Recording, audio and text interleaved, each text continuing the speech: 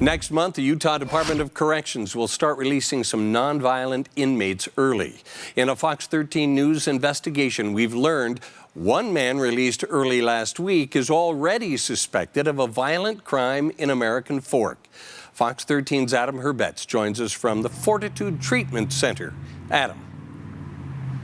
Well, Bob, according to our prison system, the goal is to only release inmates who will not compromise public safety. But in this case, police say the man who was released early from this halfway house got out, broke into a random woman's home, and held her up at knife point.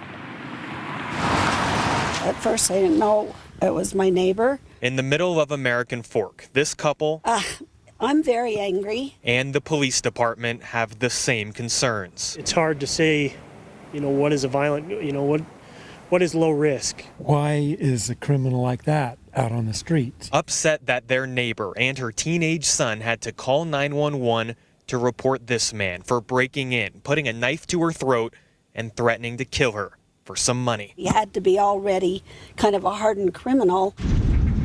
We found out that he was only in that halfway house for a day after being released from the prison. Earlier this week, the Utah Department of Corrections put out a statement that they had no active plans to release inmates due to the spread of COVID-19. This was days after the early release and arrest of Joshua Haskell. Police confirmed it was because of the virus. For them to just, oh, well, he might get the COVID-19, so we better get him out of prison before he does, really? They need to be there for a reason. It's concerning, it's frustrating. They'd put all this work into an arrest, in order to keep our community safe, and then they're released at such a short time. Police said they're also concerned Haskell had another active warrant for his arrest out of Orem, and they're not sure why he would have been chosen as a candidate for release. Definitely not nonviolent to me.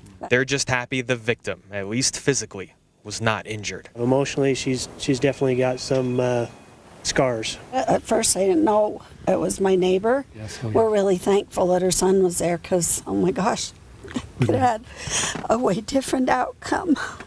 And I'm just thankful she's okay.